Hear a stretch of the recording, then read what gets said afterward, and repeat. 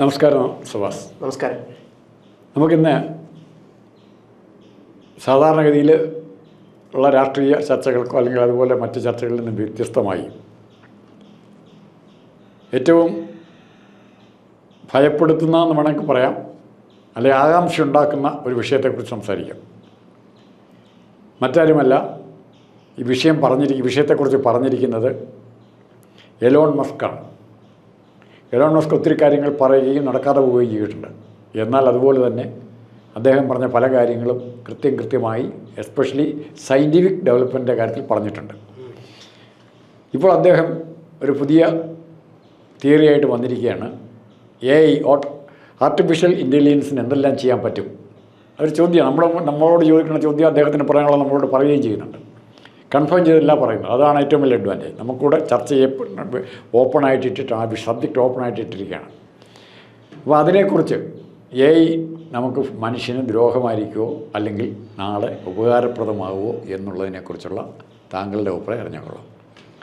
അപ്പം ഞാൻ പറഞ്ഞ പോലെ സയൻസ് പഠിച്ച് +2 സയൻസ്, കമ്പ്യൂട്ടർ സയൻസ് ആയിരുന്നു. അപ്പോൾ എയോട് കുറച്ച് താല്പര്യമുണ്ട്. പക്ഷേ എന്നിരുന്നാൽ പോലെ എൻ്റെ നോളജ് എന്ന് പറഞ്ഞാൽ ChatGPT അല്ലെങ്കിൽ ജെമിനിയും ഗ്രോക്ക് എയും ഇത്തരത്തിലുള്ള കാര്യങ്ങൾ മാത്രം. ഇപ്പോൾ എലോൺ മസ്ക് പറഞ്ഞൊരു കാര്യം, നിങ്ങളും ആരും വിചാരിക്കുന്ന പോലെയല്ല, അടുത്ത 5 വർഷം കൊണ്ട് മനുഷ്യബുദ്ധിയെക്കൊപ്പം AI എത്തും എന്നുള്ള രീതിയിലാണ് എലോൺ മസ്ക് പറയുന്നത്. മാത്രമല്ല, അത് കഴിഞ്ഞിട്ട് വരുന്നൊരു 5 വർഷം, മൊത്തം 10 വർഷത്തിനുള്ളിൽ മനുഷ്യന്മാരെ മൊത്തം മറികടക്കുന്ന രീതിയിലോട്ട് AI പോകുന്നുള്ളത്. നിങ്ങൾക്ക് കൺട്രോൾ ചെയ്യുന്നതിനോട്ടും അപ്പുറത്തുള്ള കാര്യങ്ങളായിരിക്കും AI പിന്നീട് ചെയ്യുന്നത്. നമ്മളിപ്പോൾ പല സിനിമയിലും കാണാറുണ്ട് AI മനുഷ്യന്മാർ തമ്മിലുള്ള യുദ്ധം. അതായത് റോബോട്ടിക്സും അപ്പുറത്ത് മനുഷ്യന്മാരും തമ്മിലുള്ള യുദ്ധം. ഭൂമി അവരുടേതാണെന്ന് റോബോട്ടിക്സ് പറയുന്നു, ഇപ്പുറത്ത് മനുഷ്യന്മാർ പറയുന്നത് ഞങ്ങളതാണ് എന്നുള്ള തരത്തിൽ. അപ്പോൾ മനുഷ്യന്മാരുണ്ടാക്കിയ ഈ റോബോട്ടിക് അല്ലെങ്കിൽ AI എന്നൊക്കെ പറയുന്നത് പിൽക്കാലത്ത് അതേ മനുഷ്യന്മാർക്ക് തമ്മിലൊരു യുദ്ധത്തിലോട്ട് വരെ എത്തുന്ന തരത്തിലുള്ള പല സിനിമകളടക്കം ഇറങ്ങിയിട്ടുണ്ട്. പക്ഷേ ഇപ്പം എലോൺ മസ്ക് പറയുന്നത് അത് യാഥാർത്ഥ്യത്തിൽ സംഭവിക്കാൻ പോകുന്ന ഒന്നാണ് എന്നുള്ള രീതിയിലാണ്.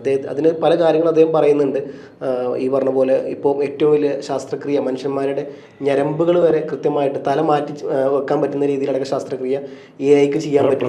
അതെ, പ്രിസിഷൻ അത്രയും കൃത്യമായിട്ട് ഒരു തല മാറ്റി വേറെ ആൾക്ക് സാധനം ഫിറ്റ് ചെയ്യാന്ന് പറഞ്ഞാൽ means we can get only few minutes for that. അപ്പോൾ അത് കൃത്യമായിട്ട് ഏതൊക്കെ ഞരമ്പ് എവിടെയൊക്കെ ഫിറ്റ് ചെയ്യണം എന്നുള്ള തരത്തിൽ കൃത്യമായിട്ട് AIക്ക് പറ്റുന്നുള്ളതും അതിവിദൂരമല്ലാത്ത ഭാവിയിൽ ഇത്തരത്തിലുള്ള കാര്യങ്ങളെല്ലാം AI കൊണ്ട് പൂർണ്ണമായും ഒരു ഡോക്ടറടക്കം ആവശ്യമില്ലാണ്ട തരത്തിൽ ഞരമ്പുകളടക്കം കൃത്യമായിട്ട് AI കൊണ്ട് ചെയ്യാൻ പറ്റും എന്നുള്ള രീതിയിലൊക്കെ പറയുമ്പോൾ അദ്ദേഹം പലതരത്തിലുള്ള ഉദാഹരണങ്ങൾ പറയുമ്പോൾ ഇതിലൊന്നും ഇങ്ങനത്തെയൊക്കെയാണ്. അപ്പോൾ ഇതെല്ലാം കൂട്ടി ആലോചിച്ച് വെച്ച് നോക്കുമ്പം അത് ശരിയാണോ എന്ന് ചോദിച്ചാൽ പറയാൻ പറ്റില്ല. അത്ര ഒരുപക്ഷെ അത് നമ്മുടെ വിവരക്കുറവുകൊണ്ടായിരിക്കും. അദ്ദേഹത്തെ പോലെ മുഴുവൻ സയൻറ്റിഫിക്കലി മാത്രം ജീവിക്കുന്ന ഒരാൾക്ക് ഇതൊക്കെ ചിന്തിക്കാൻ പറ്റുമായിരിക്കും. അപ്പോൾ നമ്മൾ അത്ര തന്നെ ചിന്തിക്കാൻ കഴിവില്ലാത്തതുകൊണ്ടായിരിക്കും. പക്ഷേ അദ്ദേഹം പറയുന്ന പല കാര്യങ്ങളും നമ്മൾ എന്താ പറയുക വളരെ അത്ഭുതത്തോടു കൂടി കാണുന്ന ഒരു സാധനമാണ്. അതുകൂടാതെ അദ്ദേഹം പറയുന്നുണ്ട്, ഇത്തരത്തിൽ കാര്യങ്ങളെല്ലാം പോവുകയാണെന്നുണ്ടെങ്കിൽ ഇപ്പോൾ ബഹിരാകാശത്ത് വരെ ഇത്തരത്തിൽ മനുഷ്യന്മാരില്ലാണ്ട് റോബോട്ടിക്സ് മാത്രം പോയി കാര്യങ്ങൾ പഠിച്ച് തിരിച്ചു വരുന്നതും ഇപ്പം നമ്മൾ മനുഷ്യന്മാർ ജീവിക്കുന്നതടക്കം ഒരു ഏലിയൻ ഉണ്ടാക്കിയ ഒരു വേൾഡ്, ഒരു മൊത്തം യൂണിവേഴ്സിൽ മൊത്തം അന്യഗ്രഹ ജീവികൾ ഉണ്ടാക്കിയ ഒരു സാധനത്തെ അവർ നമ്മൾ സ്റ്റിമുലൈസ് ചെയ്യാൻ, നമ്മളെ പഠിക്കാൻ വേണ്ടിയിട്ട് ഇട്ടിരിക്കുന്നു. നമ്മളിങ്ങനെ എന്തൊക്കെ ചെയ്യുന്നു എന്നുള്ള സാധനം അവരിപ്പോൾ നമ്മളൊരു കുപ്പിയിൽ മീനിട്ടെങ്ങാണ്ട് നമ്മൾ നോക്കുമല്ലോ, മീൻ എന്തൊക്കെ ചെയ്യുന്നു എന്നുള്ള രീതിയിൽ അത്തരത്തിൽ ഒരു യൂണിവേഴ്സ് ഉണ്ടാക്കിയിട്ട് ആ യൂണിവേഴ്സിൽ കുറച്ച് ജീവനുള്ള കുറച്ച് ആൾക്കാരിടുന്നു. അത് നമ്മൾ മനുഷ്യന്മാരാണ്. അപ്പോൾ ഇത്തരത്തിൽ ഏലിയൻസ് നമ്മളെ വാച്ച് ചെയ്തുകൊണ്ടിരിക്കുകയാണ്. നമ്മൾ എന്താണ് ചെയ്യുന്നത് നമ്മളെക്കുറിച്ച് പഠിക്കാൻ വേണ്ടിയിട്ട് ഇത്തരം നമ്മളൊരു ജീവികളായിട്ട് മാത്രമേ അവർ കാണുന്നുള്ളൂ. അപ്പോൾ നമ്മൾ മീനിനെ കാണുന്ന പോലെ ഏലിയൻസ് നമ്മളെ കാണുന്ന രീതിയിലും ആയിരിക്കാം ഒരുപക്ഷെ ഭൂമി എന്നുള്ളതൊക്കെ അദ്ദേഹം പറയുന്നുണ്ട്. അപ്പം പല കാര്യങ്ങളും നമുക്ക് അംഗീകരിക്കാൻ പറ്റുന്നതല്ല. പക്ഷെ എന്നിരുന്നാൽ പോലും അദ്ദേഹത്തിൻ്റെ ചിന്ത, അദ്ദേഹത്തിൻ്റെ ഒരു വ്യൂ പോയിന്റ്, പേഴ്സ്പെക്റ്റീവ് എല്ലാം നമ്മളുടെ ചിന്തക്കും അതീതമായ പല കാര്യങ്ങളായിട്ടാണ് എനിക്ക് തോന്നിയിട്ടുള്ളത്. ഈ വിഷയത്തെക്കുറിച്ച് സത്യം പറഞ്ഞാൽ കാര്യമായ യാതൊരു വിവരങ്ങളുമില്ല. നമ്മൾ രണ്ടുപേരും ഇതിൽ എക്സ്പെർട്ടല്ല, ഒരു സെമി എക്സ്പെർട്ട് പോലുമല്ല. പക്ഷെ പലയിടത്തും വായിച്ചും പല സുഹൃത്തുക്കളുമായിട്ട് സംസാരിച്ചും കിട്ടിയ സാധാരണ അറിവുകൾ നിങ്ങളുമായി പങ്കുവയ്ക്കുക മാത്രമാണ് ചെയ്യുന്നത്. അതുകൊണ്ട് ഞങ്ങളുടെ തെറ്റുകൾ ക്ഷമിക്കണം. നിങ്ങൾക്ക് ഞങ്ങളെ അറിയിക്കാൻ എന്തെങ്കിലും ഉണ്ട് അറിയിക്കുകയും ചെയ്യണം. കാരണം ഇത് തുടർച്ചയായിട്ട് ചിലപ്പോൾ ചർച്ചയായിട്ട് വരും. ഇവിടെ AIയുടെ അദ്ദേഹം പറഞ്ഞു, ഇപ്പോൾ തല വരെ വേണേൽ അങ്ങോട്ടും ഇങ്ങോട്ടും മാറ്റിവെക്കാൻ മാത്രമുള്ള ടെക്നിക്കൽ നോഹൗ, വിത്ത് പെർഫെക്ഷൻ, യാതൊരു കുഴപ്പമില്ലാത്ത രീതിയിൽ ഒരു ഓവർ ബ്ലീഡിങ്ങോ അല്ലെങ്കിൽ ഓവറായിട്ട് ഒരു കട്ട് പോലും ഉണ്ടാകാത്ത രീതിയിൽ ചെയ്യാൻ AIയെ കൊണ്ട് പറ്റും എന്ന് പറഞ്ഞു. അപ്പോൾ ഇന്നലെ കഴിഞ്ഞ ദിവസം മമ്മൂട്ടിയുടെ ആണെന്ന് തോന്നുന്നു ഒരു രസമുള്ള പ്രസംഗം കേട്ടു. ഇവരുടെ ഡോക്ടർമാരുടെ സേവനത്തെക്കുറിച്ചാണ് പറയുന്നത്. അന്ന് ആ ഡോക്ടർമാരും AIയും കൂടെ കമ്പയർ ചെയ്യുമ്പോൾ നമുക്കൊരു കൃത്യം പിക്ചർ കിട്ടും. ഇവിടെ എറണാകുളത്ത് ഒരാൾക്ക് ഹൃദയത്തിന് വേണ്ടി കാത്തിരിക്കുകയാണ്, പറ്റുന്ന ഹൃദയം. അപ്പോഴാണ് അറിയുന്നത് കോയമ്പത്തൂർ അതേ മോഡൽ ഹൃദയമുണ്ട്, അതിവിടെ കൊണ്ടുവന്നാൽ ഇത് ചെയ്യണം. അപ്പോൾ അവിടെ ആദ്യം ഒരു ഡോക്ടർ ഈ ഹൃദയം യാതൊരു കുഴപ്പവും കൂടാതെ മുറിച്ചെടുക്കുന്നു, അതൊരു പെട്ടിയിലാക്കുന്നു, അതിവിടെ കൊണ്ടുവരുന്നു. ഇവിടെ കൊണ്ടുവരുമ്പോൾ ഒരേ സമയം 2 ഓപ്പറേഷൻ അവർക്ക് നടത്തേണ്ടത്. ഒന്ന് സൈമിൾട്ടേനിയസ് ആയിട്ട് നടത്തണം. ഒരു ഹൃദയം മുറിച്ച് മാറ്റണം, പഴയ ഹൃദയം മുറിച്ച് മാറ്റണം, പകരം പുതിയ ഹൃദയം വയ്ക്കണം. അപ്പോൾ ഈ 3 സ്റ്റേജിൽ അല്ലെ 4 സ്റ്റേജിലും ഇപ്പോഴത്തെ ഡോക്ടർമാർക്ക് വളരെ സ്ട്രെയിൻ എടുത്ത് മണിക്കൂറുകളെടുത്താണ് ചെയ്യുന്നത്. സോ ഒരു AI-യുടെ സഹായമാണ് ഇതിന് കിട്ടുന്നതെങ്കിൽ, ഇതിന് ട്രെയിൻ ചെയ്യപ്പെട്ട അല്ലെങ്കിൽ ഇത് ഫീഡ് ചെയ്യപ്പെട്ട ഇൻഫർമേഷൻ ഉള്ളൊരു AI ആണ് ചെയ്യുന്നതെങ്കിൽ ഉറപ്പായിട്ടും ഇത് വളരെ പെട്ടെന്ന് ചെയ്യാൻ പറ്റും. അങ്ങനെ പോസിറ്റീവായിട്ടുള്ളൊരു ഗുണത്തെക്കുറിച്ചാണ് പറഞ്ഞത്. അപ്പം പോസിറ്റീവായിട്ടുള്ള ഗുണം ഇത് നെഗറ്റീവ് ആകുമോ? ഒരു എക്സ്പെരിമെൻ്റൽ ലാബിൽ AI പഠിപ്പിക്കുന്ന ലാബിൽ 2 സ്ഥലത്ത് ഒരു കമ്പ്യൂട്ടർ കൊടുത്ത് AIക്ക് ഇൻസ്ട്രക്ഷൻ കൊടുക്കുന്നു. ആ കമ്പ്യൂട്ടറുമായിട്ട് ബന്ധപ്പെട്ട് നിൻ്റെ പരിശീലനങ്ങൾ നടത്തുക. നമ്മൾ വാച്ച് ചെയ്യുമ്പോൾ വേറെ അപ്പുറത്തെ മുറിയിലോ അതിൻ്റെ അടുത്ത കടയിലോ അടുത്ത കെട്ടിടത്തിലുള്ള കമ്പ്യൂട്ടർ പോലും ചിലപ്പോൾ ഇവന് ആക്സസ് ചെയ്യുന്നു വരും, ഈ AI ആക്സസ് ചെയ്യുന്നു വരും. അപ്പോൾ അത് ഏത് തരത്തിൽ വേണമെങ്കിലും നമ്മുടെ അറിവിനെ അല്ലെ നമ്മുടെ മേലുള്ള പ്രവർത്തനത്തെ തീരുമാനിക്കാൻ പറ്റും. മറിച്ച് നമുക്കിത് കൺട്രോൾ ചെയ്യാൻ പറ്റുന്നിടത്തോളം കാലം ഇത് സേഫാണ്. ഇപ്പോൾ അറ്റോമിക് എനർജി നമ്മളെല്ലാം വിചാരിച്ചിരുന്നു കുഴപ്പമില്ല, മനുഷ്യൻ്റെ വൈദ്യുതി ഉൾപ്പെടെയുള്ള കൂടംകുളം പോലെ വൈദ്യുത ആണവോർജ്ജ പ്ലാന്റുകളൊക്കെ ഉണ്ടാക്കി ഭയങ്കരമായി ഇത് ശരിയാക്കാമെന്നായിരിക്കുന്നു. പക്ഷേ കോടാനുകൂടി ജനങ്ങളുടെ, ജപ്പാൻ ബോംബിട്ട് ഉൾപ്പെടെ റേഡിയേഷൻ ഉൾപ്പെടെ കോടാനുകൂടി ജനങ്ങളെ കൊന്നുകൊണ്ടിരിക്കുകയാണിത്. 2ഉം ഒരേ സമയത്തുണ്ടാകുന്നുണ്ട്, ഒന്ന് അനുകൂലം ഒന്ന് എതിരും. അപ്പോൾ അതിന് പകരം ഇവിടെ ഏറ്റവും നമുക്ക് ലേമാൻസ് എക്സ്പ്ലനേഷൻ എന്ന് പറഞ്ഞാൽ, ഇപ്പോൾ നമ്മുടെ വീട്ടിലൊരു നല്ല നായ്ക്കുട്ടിയുണ്ട്, അതിന് നമ്മൾ ചങ്ങലക്കിട്ടിരിക്കുകയാണ്. നമ്മൾ വീട്ടിലേക്ക് അനധികൃതമായിട്ട് ആരെങ്കിലും വന്നാൽ അല്ലെങ്കിൽ അതിരുകളിലൊക്കെ എന്തെങ്കിലും ഉണ്ടെങ്കിൽ ഇവൻ രാത്രിയിലൊക്കെ കള്ളന്മാർ വരെ അതൊക്കെ നോക്കും. മറിച്ച് ഇവൻ ആ ചങ്ങല പൊട്ടിച്ച് നമ്മളെ ഓടിക്കാൻ മാത്രമുള്ള കപ്പാസിറ്റി ആയെങ്കിൽ നമ്മളെ ഓടിച്ചു വിടാനുള്ള കപ്പാസിറ്റി നായ്ക്ക് കിട്ടും. അപ്പോൾ AI-യുടെ ചങ്ങല പൊട്ടിക്കാതെ എങ്ങനെ നമുക്ക് മനുഷ്യോപകാരപ്രദമായിട്ട് ഇത് ഉപയോഗിക്കാമെന്നുള്ളതാണ് ഏറ്റവും പ്രധാനപ്പെട്ട പ്രശ്നം. ഇതിൻ്റെ കൂടെ തന്നെ എലോൺ മസ്ക് പറഞ്ഞു വെച്ചിരിക്കുന്നൊരു കാര്യമുണ്ട്. അത് അമേരിക്കയോടും ചൈനയോടും കൂടിയും അദ്ദേഹം ഒരു അഭ്യർത്ഥന എന്നുള്ള രീതിയിൽ പറയുന്നുണ്ട്.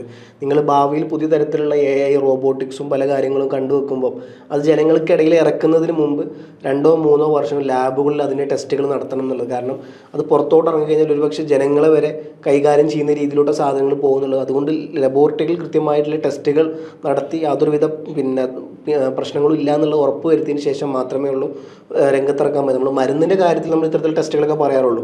സാധാരണ ഒരു കുരങ്ങിൻ്റെ ആദ്യം മീലിൻ്റെ മേത്ത് പിന്നീട് കുരങ്ങിൻ്റെ മേത്തൊക്കെ മരുന്നുകൾ പരീക്ഷിച്ചതിന് ശേഷം മാത്രമേ മനുഷ്യന്മാരുടെ ശരീരത്തിൽ പരീക്ഷിക്കാൻ പാടുള്ളൂ എന്ന് പറയാറുണ്ട്. ഇത്തരത്തിൽ ഒരു AI ഇറക്കുമ്പോൾ പോലും അതിന് കൃത്യമായി മേൽനോട്ടം വഹിക്കണം എന്നുള്ളത്. അല്ലെങ്കിൽ അമേരിക്കയോടും ചൈനയോടും അവർ പറയുന്നത് എലോൺ മസ്ക് അഡ്വാൻറ്റേജ് ഏറ്റവും കൂടുതലുള്ളത് ഈ പറഞ്ഞ പോലെ അവർക്ക് തന്നെയാണ്. ഇപ്പോൾ DeepSeek AI എന്നൊക്കെ പറഞ്ഞ AI വന്നത് ChatGPT വന്ന് അതിൻ്റെ ഏതൊരു ചിപ്പ് ചൈനക്ക് കിട്ടുന്നു. ആ ചിപ്പിൽ നിന്നാണ് പിന്നീട് DeepSeek AI എന്ന് പറഞ്ഞ AI ചൈന ഉണ്ടാക്കുന്നത്. അത് എല്ലാവരും വലിയ തരത്തിൽ അത്ഭുതപ്പെടുത്തിയതായിരുന്നു. കാരണം കോവിഡിൻ്റെ അണുക്കൾ പോലും ചാടിപ്പോയി കഴിഞ്ഞ അത് 2 തരത്തിൽ വിവാദം വരുന്നുണ്ട്. അത് പിന്നെ വുഹാനിൽ ഈ പറഞ്ഞ പോലെ ചൈന മനഃപൂർവ്വം തുറന്നു വിട്ടതാണ് എന്നുള്ള സാധനം വരുന്നുണ്ട്. ഇതല്ല, ഇതിൻ്റെ പിന്നിൽ മൊസാദിൻ്റെ കരങ്ങളുണ്ട്. അറിയില്ല അതിൻ്റെ സത്യാവസ്ഥ എന്താണെന്ന് അറിയില്ല. പക്ഷേ അത് ഇത്തരത്തിലുള്ള ഒരു എന്താ പറയുക, ആൾക്കാർ പല രീതിയിലുള്ള അഭിപ്രായത്തിൽ പറയുന്നുണ്ട്. പക്ഷേ എന്തായാലും ഈ AI കാര്യങ്ങളോട് വരുമ്പം ഇത് അദ്ദേഹം കൃത്യമായിട്ട് ഈ അമേരിക്കക്കും ചൈനക്കും കൃത്യമായിട്ടുള്ള സുരക്ഷാ സംവിധാനങ്ങൾ വേണം എന്നുള്ളത് പറയുന്നുണ്ട്. കാരണം ഇത് മനുഷ്യന്മാരെ കീഴടക്കും എന്നുള്ളതാണ്. ഇപ്പം മനുഷ്യന്മാരുടെ കാര്യത്തിൽ അദ്ദേഹം പറയുന്നത് AI സ്റ്റിമുലൈസേഷനിലായിരിക്കും ഒരുപക്ഷെ മനുഷ്യന്മാർ ജീവിക്കുന്നത്. നമ്മളെല്ലാവരും കമ്പ്യൂട്ടറിൻ്റെ ഒരു ഫിക്ഷനുള്ളിൽ നിന്നിട്ടായിരിക്കും. ഇപ്പം ഞാൻ സംസാരിക്കുമ്പോൾ ഞാനും സാറും കാണുന്ന ഓഡിയൻസ് എല്ലാം ഒരു കമ്പ്യൂട്ടറിൻ്റെ ഉള്ളിൽ ഫിക്ഷനാണെന്ന് പറയുമ്പോൾ നമുക്ക് ചിന്തിക്കുന്നതിനപ്പുറമാണ്. അപ്പം ഇത്തരത്തിലൊക്കെയാണ് നമ്മളെ അദ്ദേഹം എലോൺ മസ്ക് പറയുന്നത്. നമുക്ക് ചിന്തിക്കാൻ കഴിവില്ലാത്തതുകൊണ്ടാണോ അതോ ശരിക്കും നമ്മൾ ഈ പറഞ്ഞ പോലെ കമ്പ്യൂട്ടറിൻ്റെ ഉള്ളിലാണ് ജീവിക്കുന്നത് എന്നുള്ളത് നമുക്ക് ആർക്കും അറിയില്ല. അപ്പോൾ ഇത്തരത്തിൽ ഏലിയൻസിനൊക്കെ നമ്മൾ കൃത്യമായി വാച്ച് ചെയ്യുന്നുണ്ട് എന്നൊക്കെ അദ്ദേഹം പറയുന്നത്. എന്തായാലും എലോൺ മസ്ക് പേഴ്സണലായിട്ട് പറയുമ്പോൾ അദ്ദേഹത്തിൻ്റെ ഒത്തിരി ഭാവനയുണ്ട്. അതുപോലെ തന്നെ ആ ഭാവനകൾ പലതും പ്രാക്ടീസ് ആയിട്ട് കൊണ്ടുവന്നു. ഇപ്പോൾ കമ്പ്യൂട്ടറിൻ്റെ തന്നെ കൂടുതലും ഭാവങ്ങൾ ഇത് അയാൾ പറയുമ്പോൾ ആദ്യകാലത്ത് പറയുമ്പോൾ അയാളെ കളിയാക്കി ഇറക്കി വിട്ടിട്ടുണ്ട്. പല ഇതിൻ്റെ മാറ്റങ്ങളെക്കുറിച്ച്, ഇൻ്റർനെറ്റിൻ്റെ ഉപയോഗങ്ങളെക്കുറിച്ച്. ആദ്യമായിട്ടും ഈ ഇലക്ട്രോണിക് വാഹനങ്ങളൊക്കെ വരുമ്പോൾ അതാണ് അദ്ദേഹം കൊണ്ടുവരുന്നത്. ആലോചിക്കാൻ പോലും പറ്റിയാലായിരുന്നു അന്ന്. അതെ, എന്നിട്ട് അയാളെ കളിയാക്കി. ടെസ്ല, പിന്നെ അതേപോലെ സ്പേസ് എക്സ് ഒക്കെ വരുമ്പോൾ, പിന്നെ സ്റ്റാർലിങ്കിൻ്റെ കാര്യം വരുമ്പോൾ, യൂണിവേഴ്സിൻ്റെ കൃത്യമായ ഫോട്ടോ വരെ അത് ക്ലാരിറ്റിയോട് കൂട്ടിയെടുക്കുമ്പോൾ ഇത്തരത്തിലുള്ള മാത്രമല്ല തിരിച്ചുപോയ റോക്കറ്റ്, അതേപോലെ റീയൂസബിൾ റോക്കറ്റ് എന്നൊക്കെ പറയുമ്പോൾ അന്ന് നാസക്ക് വരെ ഈ സാധനം അക്സെപ്റ്റ് ചെയ്യാൻ പറ്റിയില്ല എന്നുള്ളതാണ്. നമ്മൾ ആലോചിച്ച് നോക്കണം, ഗവേഷണ രംഗത്ത് റോക്കറ്റിലാണ് പോകുന്നത്. അതെ, ഇത്ര ഗവേഷണ രംഗത്ത് ഏറ്റവും മുമ്പിൽ നിൽക്കുന്ന രാജ്യമാണ് അമേരിക്ക. അമേരിക്കയുടെ നാസക്ക് പോലും ഇത്തരത്തിലുള്ള റിട്ടേൺ റീയൂസബിൾ സാധനം എന്നൊക്കെ പറയുമ്പോൾ അവർ പറയുന്നത് ഇറ്റ്സ് ടോട്ടലി എന്താ പറയുക, നമുക്ക് അംഗീകരിക്കാൻ പറ്റുന്ന കാര്യമല്ല, അത് നടക്കുന്ന കാര്യമല്ല എന്നുള്ള രീതി തുറന്ന് നാസ അടക്കം പറയുന്നത്. പക്ഷേ അത് പ്രാവർത്തികമായിട്ട് അദ്ദേഹം ചെയ്ത് കാണിച്ചു കൊടുക്കുന്നു. പിന്നീട് അങ്ങോട്ട് പല നാസയുടെ പ്രോഗ്രാമുകളും ഈ പറഞ്ഞ പോലെ സ്പേസ് എക്സായിട്ട് കൊളാബറേറ്റ് ചെയ്തുകൊണ്ടാണ് നടത്തുന്നത്. എന്തിനേറെ പറയുന്നത്, ഏറ്റവും ലാസ്റ്റ് നാസയുടെ പ്രോഗ്രാം ഫെയിലായി അവിടെ പെട്ട് കിടന്നപ്പോൾ സ്പേസ് എക്സിൻ്റെ സാധനങ്ങൾ പോയിട്ടാണ് അവരെ തിരിച്ചിങ്ങോട്ട് നാട്ടിലോട്ട് കൊണ്ടുവന്നത്. അപ്പോൾ ഇത്തരത്തിൽ ആരും കരുതാത്ത രീതിയിലുള്ള വലിയ മുന്നേറ്റം അദ്ദേഹം നടത്തിയിട്ടുണ്ട്. അത് ടെക്നിക്കൽ പരമായിട്ടും AI രംഗത്തെല്ലാം അത് ഒരു സത്യാവസ്ഥയാണ്. അപ്പോൾ അദ്ദേഹത്തെ പോലെ ആളിങ്ങനെ ചിന്തിക്കുമ്പോൾ ഒരുപക്ഷെ നമ്മുടെ വിദ്യാഭ്യാസ കുറവ് അല്ലെങ്കിൽ നമ്മുടെ ഒരു കാഴ്ചപ്പാട് നമ്മളത്ര വിശാലത അല്ലാത്തത് കൊണ്ടായിരിക്കും നമുക്കത് ചെയ്യാൻ മാത്രം നമ്മുടെ മനസ്സ് വളർന്നിട്ടില്ല. അപ്പം അദ്ദേഹത്തിൻ്റെ ആ രംഗത്ത് വളർന്നുകൊണ്ട് ആ രീതിയിലായിരിക്കും അത്. അപ്പം എന്തായാലും എനിക്ക് തോന്നുന്നു വരും ദിവസങ്ങളിൽ കാത്തിരുന്ന് കാണാം AI രംഗത്ത് ഇനി എന്തൊക്കെ തരത്തിലുള്ള മാറ്റങ്ങൾ ഉണ്ടാവും എന്നുള്ളതും. ഇപ്പോൾ തന്നെ പല റിസർച്ചുകൾക്കും പല കാര്യങ്ങൾക്കും എന്തിനേറെ എഴുതാൻ പോലും ഇപ്പം AI രംഗത്ത് വരുന്നുണ്ട്. മനുഷ്യന്മാർക്ക് എന്തൊക്കെ ചെയ്യണം. അതെ, ഇപ്പം ഒരു കുട്ടി ആത്മഹത്യ ചെയ്തപ്പോൾ ഞാൻ അതിൻ്റെ ലേഖനം വായിച്ചു. അതിലെ കുട്ടി മീൻസ് ChatGPT കാര്യങ്ങൾ ചോദിക്കുന്നത്, എനിക്കിങ്ങനെ സങ്കടമുണ്ട്, ഞാനിനി എന്താണ് ചെയ്യേണ്ടത്. അപ്പോൾ ChatGPT അങ്ങോട്ട് പറഞ്ഞത് ഒരു ഡീപ്പ് ബ്രേത്ത് എടുക്കുക, ഒരു 5 സെക്കൻഡ് ഹോൾഡ് ചെയ്തതിന് ശേഷം അത് റിലാക്സ് ആക്കി വിടുക, ഇത് കണ്ടിന്യൂസ്ലി 3 പ്രാവശ്യം ചെയ്തതിന് ശേഷം എന്നോട് പറയുന്നു. അപ്പോൾ ChatGPT ചെയ്തു എന്ന് പറയുന്നു. അപ്പോൾ അടുത്തത് എന്ത് ചെയ്യണമെന്ന് പറയുന്നു.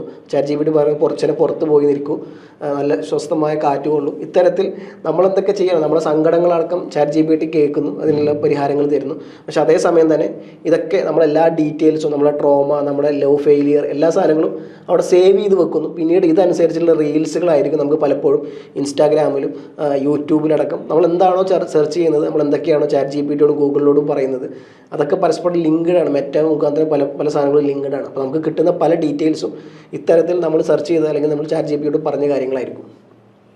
അല്ല, ഇതിൻ്റെ വേറൊരു കാര്യം, ഞാൻ ഇതിനകത്ത് അടുത്ത കാലത്താണ് ഇത് വായിച്ച് ശ്രദ്ധിക്കാൻ തുടങ്ങിയത്. ഞാൻ ആദ്യം ഉദാഹരണം പറഞ്ഞ തമാശയായിട്ടുള്ള ഉദാഹരണം പറഞ്ഞല്ല. എലോൺ മസ്കും ഭയപ്പെടുന്ന 2 സിറ്റുവേഷനുണ്ട്. ഒന്ന്, നമ്മൾ AIയുടെ അടിമയാകുക, AI പറയുന്നതനുസരിച്ച് മാത്രം ജീവിക്കാൻ പറ്റുന്ന കേവലം യാന്ത്രിക ജീവികളായിട്ട് നമ്മൾ മാറുക. അതാണ് പട്ടിയുടെയും അതിൻ്റെ മാസ്റ്ററിൻ്റെ ഉദാഹരണം പറഞ്ഞത്. ഇപ്പോൾ നമ്മളാണ് തോടലിട്ട് ചങ്ങലയിട്ട് പട്ടിയെ കൊണ്ടു നടക്കുകയാണ്. നാളെ നേരെ മറിച്ച് പട്ടിയെ നമ്മൾ AIയുടെ സ്ഥാനത്ത് സങ്കല്പിച്ചാൽ നമ്മൾ ആ പട്ടിക്ക് കരുത്തും ഭക്ഷണമൊക്കെ കൊടുത്ത് അവനെ ഗംഭീരാക്കുകയാണ്. ഏതെങ്കിലും ഒരു പർട്ടിക്കുലർ മൂമെൻറ്റിൽ അവൻ നമ്മുടെ ചങ്ങലയിൽ നിന്നും കടിവിട്ട് പോയി നമ്മളുമായിട്ടുള്ള റിലേഷൻഷിപ്പ് പോവുകയും ചെയ്തു കഴിഞ്ഞാൽ അവൻ നേരെ തിരിയും. എന്തുവാകാം, ഒരാളെ കൊല്ലാൻ പറഞ്ഞിട്ട് 2 പേരെ കൊല്ലാം, ഒരാളെ കടിക്കാൻ പറഞ്ഞിട്ട് 2 പേരെ കടിക്കാൻ, തിരിച്ചതുപോലെ നമ്മളെ ഇവൻ കടിക്കാൻ തുടങ്ങും. ഫ്രാങ്കസ്റ്റൈൻ മോൺസ്റ്റർ എന്ന് പറഞ്ഞ ഒരു കഥയുണ്ട്. അത് ഇത് കേൾക്കുന്ന പലർക്കും അറിയാമായിരിക്കും. എന്താ എന്ന് ചോദിച്ചാൽ ആ കഥയും കൂടെ പറഞ്ഞ് നമുക്കിത് അവസാനിപ്പിക്കാം. ഫ്രാങ്കസ്റ്റൈൻ മോൺസ്റ്ററെ ഉണ്ടാക്കി കഴിഞ്ഞ് ഞാൻ പറയുന്ന എല്ലാ ജോലിയും ചെയ്തു തരാമെന്ന് പറഞ്ഞൊരു യന്ത്രം, ഇതുപോലത്തെ ഒരു AI ആണ് ഫ്രാങ്കസ്റ്റൈൻ മോൺസ്റ്ററായിട്ട് ഉണ്ടാക്കുന്നത്. ഈ AI ഈ മോൺസ്റ്റർ ഒരു കണ്ടീഷനുണ്ട്. എനിക്ക് എപ്പോഴും ജോലി കിട്ടിക്കൊണ്ടിരിക്കണം. ഒരു ജോലി എനിക്ക് കിട്ടിയില്ലെങ്കിൽ എനിക്ക് പ്രശ്നമാകും. തുടർച്ചയായിട്ട് എന്നെ ജോലികൾ ഏൽപ്പിക്കണം. ആ ഒരു വ്യവസ്ഥയിൽ ഈ സയൻറ്റിസ്റ്റ് ഈ ഫ്രാങ്കസ്റ്റൈൻ മോൺസ്റ്ററെ റിലീസ് ചെയ്യുകയാണ്. അപ്പോൾ ഓരോരോ ജോലികൾ പറയുകയാണ്. കാലെണ്ണ, മര എണ്ണ, തേങ്ങ എണ്ണ, ഇങ്ങനെ ഒരു മനുഷ്യന് ചെയ്യാവുന്നതിൻ്റെ 100 ഇരട്ടി 1000 ഇരട്ടി ജോലി പറയും. ഈ പറയുന്ന ജോലികളെല്ലാം വളരെ പെട്ടെന്ന് തീർക്കുകയാണ്. എനിക്ക് കഴിക്കാൻ ഭക്ഷണം, മൃഗങ്ങളൊക്കെ എടുക്കുന്നു, തീരുന്നില്ല. അപ്പോൾ ഉടനെ അടുത്ത ചോദ്യം വരികയാണ്, ഇനി ഒന്നുമില്ല എന്ന് ഇയാൾ പറയുകയാണ്, സയൻറ്റിസ്റ്റ്. അപ്പോൾ ഈ മോൺസ്റ്ററായിട്ട് ചിത്രീകരിച്ചിരിക്കുന്ന അല്ലെങ്കിൽ ആ AI ചെയ്യുന്നത് ആ സയൻറ്റിസ്റ്റിനെ തന്നെ പടലേക്ക് പിടിച്ച് കൊല്ലുക എന്നുള്ളതാണ്. വേറെ ആരുമില്ലെങ്കിൽ ഇവനെ കൊല്ലുക. അതുകൊണ്ടാണ് അത് തീരുന്നത്. അപ്പോൾ ഇത്തരം കണ്ടുപിടുത്തങ്ങളുടെ പുറകിൽ ഒളിച്ചിരിക്കുന്ന സത്യം ഇതാണ്. അപ്പോൾ ഇതിൻ്റെ ഫലം, ഇതിൻ്റെ വില ആര് കൊടുക്കും? അപ്പോൾ ഒറ്റ വാചകം പറഞ്ഞ് ഇത് ഞങ്ങൾ നിർത്തുകയാണ്. Every pleasure has a price. This time the price is death or to survive.